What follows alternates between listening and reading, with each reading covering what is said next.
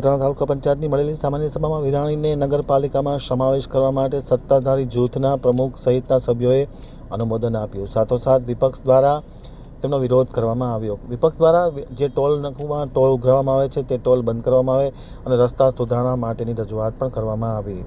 હવે જોઈએ નખત્રાણા આમતક ન્યૂઝ બ્યુરોમાંથી જયંત વાઘેલાનો એક વિસ્તૃત અહેવાલ. નખત્રાણામાં આજરોજ તાલુકા પંચાયતની સભાનું આયોજન કરવામાં આવ્યું હતું, જેમાં નખત્રાણાના વિવિધ વિકાસ કામના મુદ્દે વ્યાપક પ્રમાણમાં ચર્ચાઓ વિચારણા કરવામાં આવી હતી. મુખ્ય મુદ્દો વિરાણી ગ્રામ પંચાયત કે જેનો નગરપાલિકામાં સમાવેશનો મુદ્દો અહમ રહેવા પામ્યો હતો.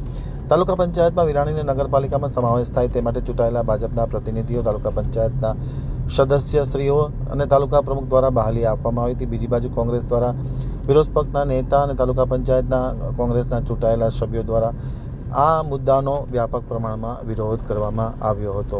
વિરાણી ગામના નાગરિકો દ્વારા નગરપાલિકામાં સમાવેશ ન થાય તેનો વિરોધ કરતા વિરોધ પક્ષના નેતા ચેતન પાંચાણીએ આમતક ટીવી સાથેની વાતચીતમાં માહિતી આપતા જણાવ્યું હતું કે લેખિતમાં વિરોધની લાગણી વ્યક્ત કરવામાં આવી છે. ખાસ કરીને વિરાણીનો નગરપાલિકામાં સમાવેશ ન થાય તે જોવા અનુરોધ કરવામાં આવ્યો છે.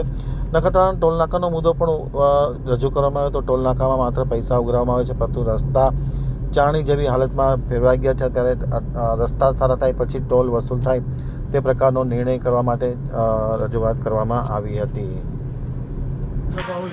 સામાન્ય સભાના એજન્ડા મુજબ સર્વપ્રથમ વાર્ષિક હિસાબોની બહાલી એજન્ડા આવતા વાર્ષિક હિસાબોને કોઈ પણ જાતના લેખિત સ્વરૂપે આપેલ નહીં અને કઈ રીતે વાર્ષિક હિસાબોમાં હેડવાર આવક થયેલ છે, કઈ રીતે હેડવાર ખર્ચ થયેલ છે એની કોઈ પણ જાતની માહિતી અમને ના આપતા અમે વાર્ષિક હિસાબોના એજન્ડાને મુલતવી રાખવા માટે ઉગ્ર રજૂઆત કરેલ. તેમ છતાં તાલુકા પંચાયતમાં આજે સત્તાના જોરે વાર્ષિક હિસાબોને બહુમતીથી ભાજપ તરફથી પસાર કરવામાં આવેલ અને આ વાર્ષિક હિસાબો અધ્યાસવાળા હોય અને ભાજપે સત્તાના બળે આ પ્રજા સાથે દ્રોહ કરી અને વાર્ષિક હિસાબોના એજન્ડાને બહુમતીથી બહાલી આપે.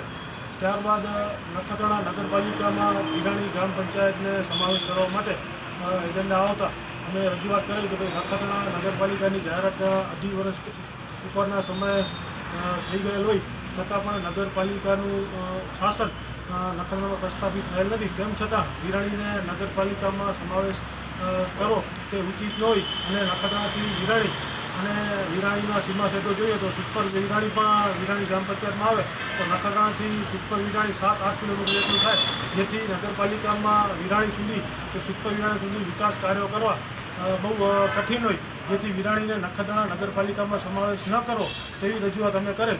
તેમ છતાં આ સત્તાના જોડે પ્રજા સાથે દ્રોહ કરી અને બહુમતીથી ઠરાવ આ લોકોએ પસાર કરેલ છે. અમે આ વિરાણીને નખત્રાણા નગરપાલિકામાંથી બહાર રાખવા માટે અમે રજૂઆત કરેલ છે. તેમ છતાં અમારી રજૂઆતને ધ્યાને ન લેતા બહુમતીથી વિરાણીને નખત્રાણા નગરપાલિકામાં સમાવેશ કરવા માટેનો આજે આ લોકોએ સત્તાના જોડે ઠરાવ પસાર કરેલ છે, જેનો અમે સખત આજે વિરોધ નોંધાવેલ છે.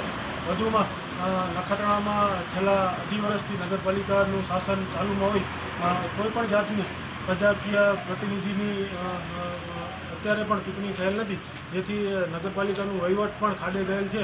જેની પણ અમે રજૂઆત કરતા તે પણ રજૂઆત ધ્યાને નથી લીધી અને આ વિરાણીને નખત્રાણામાં સમાવેશ કરવા માટેનું બહુ બળજબરીથી આ ઠરાવ પસાર કરી અને પ્રજા સાથે આ લોકોએ દ્રોહ કરેલ છે.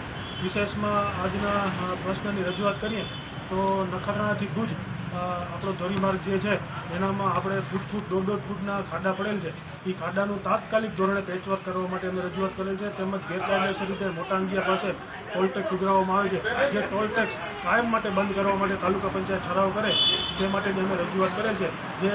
જે રજૂઆતને સર્વનું મતે તાલુકા પંચાયતમાં ઠરાવ કરવામાં આવ્યો કે તાલુકા વિરાણી આપણા મોટા અંગિયા મધ્યે જે ટોલ ટેક્સ ચાલુ છે તે ટોલ ટેક્સ બંધ કરવા માટેનો ઠરાવ તાલુકા પંચાયતમાં આજે કરવામાં આવેલ છે. તેમજ ટોલ ટેક્સ પાસે કાયમ માટે એમ્બ્યુલન્સ અને ફાયર બ્રિગેડની પણ સુવિધા ઊભી કરવામાં આવે તેવી અમે રજૂઆત કરતા જેનો પણ સર્વાનુમતે ઠરાવ કરવામાં આવે છે કે કાયમ માટે એમ્બ્યુલન્સ તેમજ ફાયર બ્રિગેડની સુવિધા ઊભી કરી તેવો સર્વાનુમતે ઠરાવ થયેલ છે.